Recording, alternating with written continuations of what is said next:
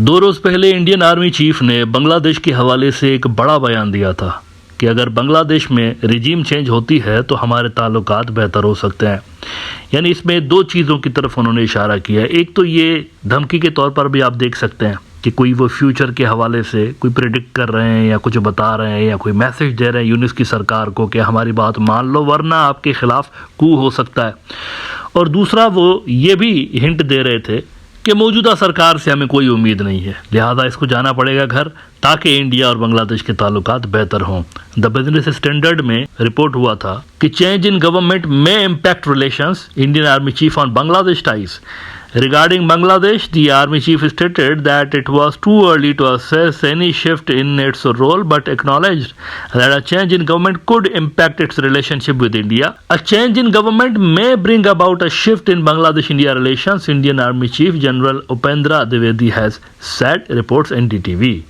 Now it was a big statement, और statement से ज़्यादा रीडिंग बिटवीन द लाइन्स अगर आप देखें तो कोई मैसेज भी इसमें हो सकता है, क्योंकि 2 दिन के बाद जो डेवलपमेंट्स हमें देखने को मिल रही हैं ख़ासतौर पर इंडियन मीडिया के अंदर, उससे साफ तौर पर नज़र आ रहा है कि ये एक मैसेज था, ये कोई ऐसे स्टेटमेंट नहीं, ये मैसेज नज़र आ रहा है। क्योंकि अचानक से इंडियन जो मीडिया है वो फुल फोर्स के साथ बांग्लादेश जो मिलिट्री है उसके ऊपर टूट पड़ा है, फुल फोर्स के साथ। तकरीबन हर छोटा बड़ा जो न्यूज आउटलेट है उन्होंने ये खबरें लगाना शुरू की हुई हैं। पिछले एपिसोड में एक ऐसी ही खबर पर हमने बात की थी जो कि इकोनॉमिक टाइम्स में छपी थी, जिसमें उन्होंने कहा था कि कोई मिलिट्री कू होने जा रहा है 2 दिनों के अंदर। अब इस एपिसोड में देखते हैं कि कुछ और भी न्यूज आउटलेट्स ने अब से थोड़ी देर पहले यही खबर लगाई हुई है, बड़े न्यूज आउटलेट्स ने।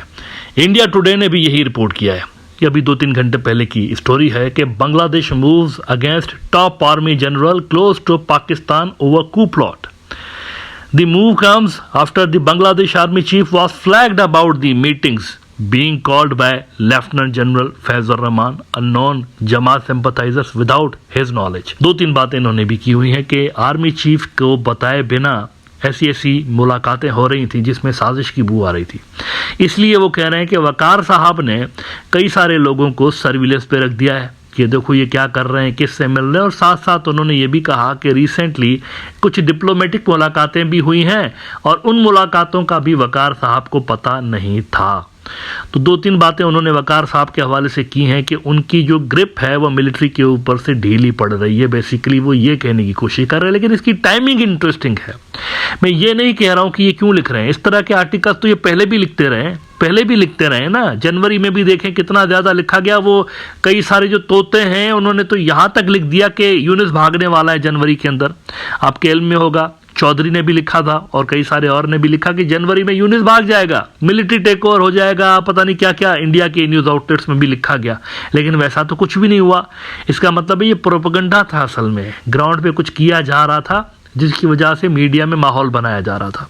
ये पहले क्यों नहीं लगाई जा रही थी आगे पीछे, अब क्यों लगाई जा रही है? उधर से इंडिया का मिलिट्री चीफ कहता है कि रिजीम चेंज होगी तो ताल्लुकात बेहतर होंगे, और यहाँ पर इस तरह की खबरें साथ साथ शुरू हो जाती हैं। इसका मतलब है कि कोई कनेक्शन है, समथिंग इज हैपनिंग, या कुछ करने की कोशिश की जा रही है प्रोबेबली। तभी ये लिंक हमें नजर आ रहा है कि इंडियन चीफ के बयान के बाद से लेकर ये सारी डेवलपमेंट्स इंडियन मीडिया में शुरू हो चुकी हैं। मेरे ख्याल से जिन लोगों का इनको समर्थन चाहिए या जिन ऑफिसर्स को ये अपने साथ मिलाना चाहते हैं उनको प्रेशराइज कर रहे हैं, इसीलिए बार बार उनके खिलाफ रिपोर्ट्स लगाई जा रही हैं। फैजुर रहमान साहब तो सबसे नंबर 1 टारगेट पे है ना इनके हवाले से। बल्कि द टाइम्स ऑफ इंडिया ने भी देखें क्या लिखा है। In the first 2 months of 2025 lieutenant general Faizur Rahman held several meetings with Jamaat leaders and Pakistani diplomats. The Bangladesh army chief was flagged about these meetings after which he became cautious and put him under surveillance. The development comes at a time when Bangladesh is again witnessing unrest amid a surge in violence, vandalism and rioting over the last few months. अच्छा, India.com एक और India का बड़ा news outlet, इन्होंने भी अब से थोड़ी देर पहले ये रिपोर्ट लगाई हुई है कि Bangladesh army chief to be overthrown, this military officer likely to replace Waker Zaman, Pakistan army to ISF, blah blah blah. और इस न्यूज़ आउटलेट ने भी कई सारे जो जनरल्स हैं बांग्लादेश की मिलिट्री के उनका नाम लिया हुआ है। The GOC of 33rd Infantry Division and Area Commander of Komila, Bangladesh, Major General Abul Hasnat Muhammad Tariq has also supported Lieutenant General Rahman. Other alleged Conspirators include the GOC of the 19th Infantry Division and Area Commander of Ghatiyal, Major General Hussain Muhammad Masihur Rahman, the GOC of the 66th Infantry Division and Area Commander of Rangpur, Major General Muhammad Kamrul Hassan, the GOC of the 10th Infantry Division and Area Commander of Cox's Bazar, Major General Muhammad Asadullah Minhajul Alam, and the GOC of the 10th Infantry Division and Area Commander of Jalalabad, Major General ASM Ridwanur Rahman. तो कई सारे officers के नाम Indian media में frequently जाहिर हो रहे हैं। अच्छा, ये अगेन क्वेश्चन इसका जो है ना टाइमिंग का बड़ा इंपॉर्टेंट है। 2 दिन पहले इंडिया का आर्मी चीफ एक बात करता है, फिर उसके बाद ये सारी चीज़ें स्टार्ट हो जाती हैं और सारे न्यूज़ आउटलेट में एक पैटर्न मैंने नोट किया है, तकरीबन एक जैसी रिपोर्ट्स हैं।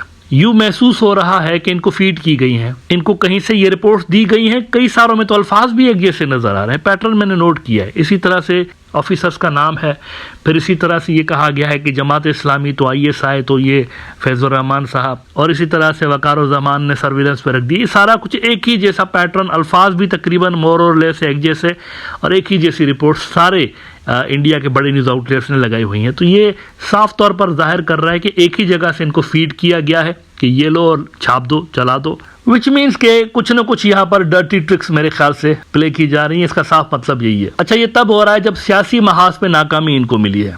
सियासी महाज पे नाकामी मिलने के बाद ये मिलिट्री की तरफ देख रहे हैं। सियासी महाज पे इन्होंने देख लिया ना, BNP इनके हाथ में नहीं आई। इन्होंने बड़ी कोशिश की, लेकिन वहाँ पर वो चाइना के साथ बैठे हुए हैं। BNP के वैसे भी चाइना के साथ बड़े ज़बरदस्त ताल्लुकात हैं। बहुत सारे लोग इनके लिए समझते हैं ये अमेरिका को अपने करीब समझते हैं, लेकिन ऐसा नहीं है। रिसेंटली हमने देखा है, पिछले कई सालों से लेकर BNP वालों का जो फॉरेन पॉलिसी के हवाले से उनकी जो टीम है बड़ी शानदार किस्म की है, बड़ा बैलेंस करके चीज़ों को चल रहे हैं। चाइना के साथ रिसेंटली इन्होंने खामोशी के साथ अपने ताल्लुकात बड़े ज़बरदस्त बना लिए हैं BNP वालों ने।